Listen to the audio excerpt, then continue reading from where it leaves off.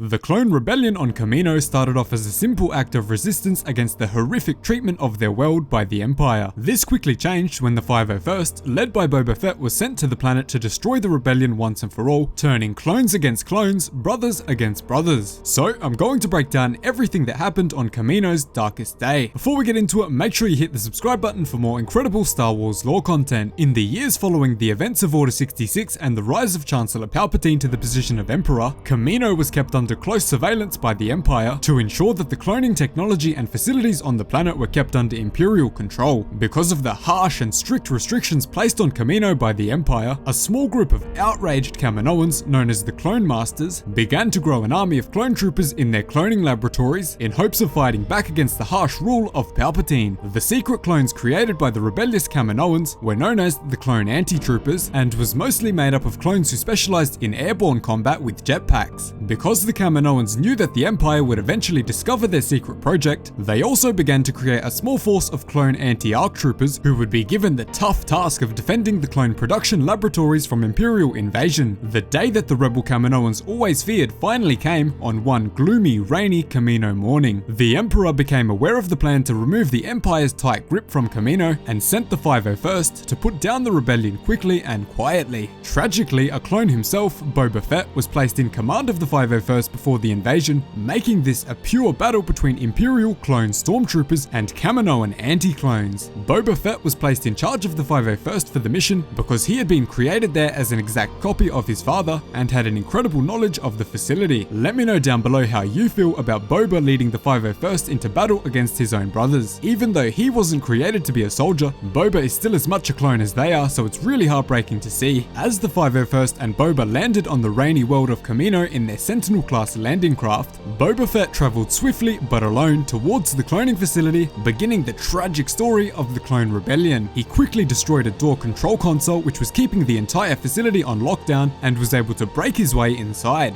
Boba killed countless anti-clones as he made his way down the hallways of the cloning facility. As Boba continued to storm closer and closer to the laboratory storage area, he could see that he was killing his own brothers, but ruthlessly continued on. His primary mission was to discover the DNA template of his father, Jango Fett, which was being used by the Kaminoans to create the rebel clones and return it to the Emperor so that it could not be used any further. Boba was eventually successful in locating the DNA template, stealing it from the Kaminoan storage, and returning it to his landing craft. The landing craft quickly took off with Jango Fett's DNA template on board on a direct path to the Emperor on Coruscant, but Boba himself remained on the planet to lead the troopers of the 501st into battle. Boba then ordered the 501st to force their way into the cloning laboratories themselves, where the anti-clones were being created inside of the tubes. Boba and his men fiercely marched towards the cloning tubes, but came up against a specialized group of clones created by the Kaminoan rebels called Rail-class Arc Troopers or Anti-Arc Troopers. I recently did a full video on their armor, weapons and story, so if you want to know more about them, check out the card on screen now or the pinned comment down below for a link.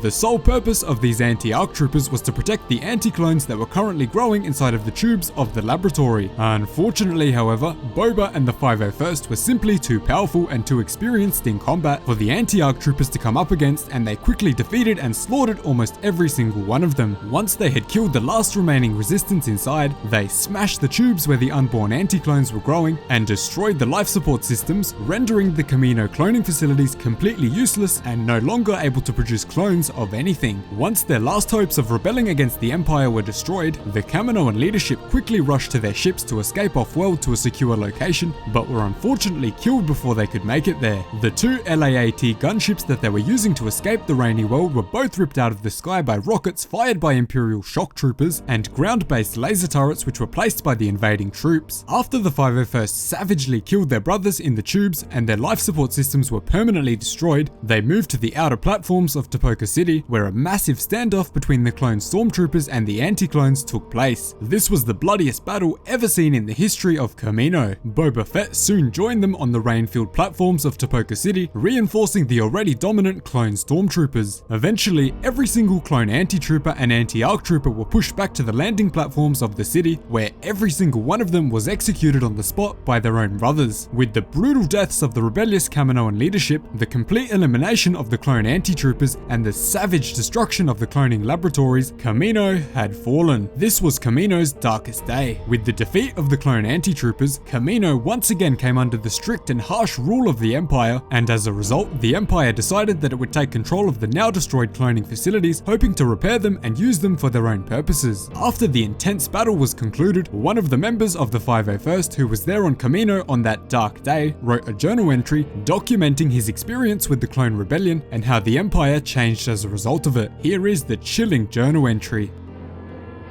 The bounty hunter left after the battle was over. He said something about tracking down a smuggler on Tatooine.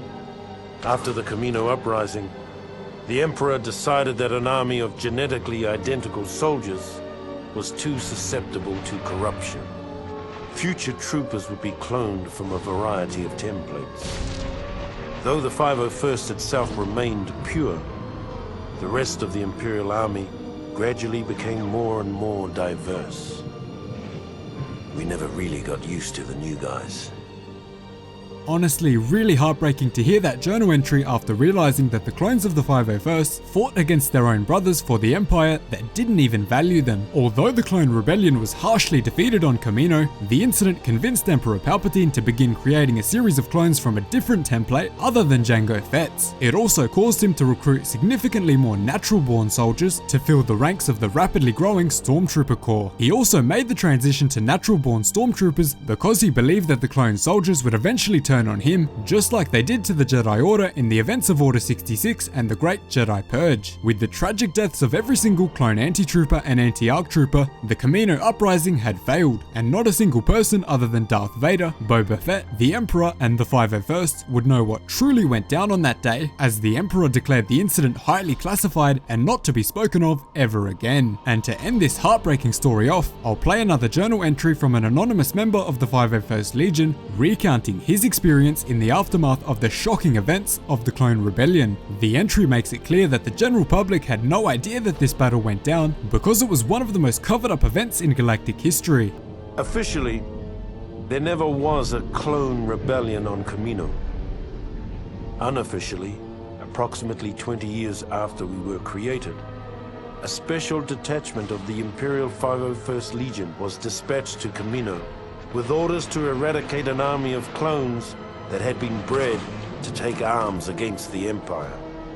Our mission commander, an expert on the inner workings of Kamino, was a young bounty hunter named Boba Fett. So that is everything that happened during the Kamino uprising and the Clone Rebellion. Thanks so much for watching, really hope you enjoyed the video. Let me know down below how you feel about the Clone Rebellion and whether or not you can forgive the members of the 501st for killing their own brothers. Cheers guys, hope to see you in the next one.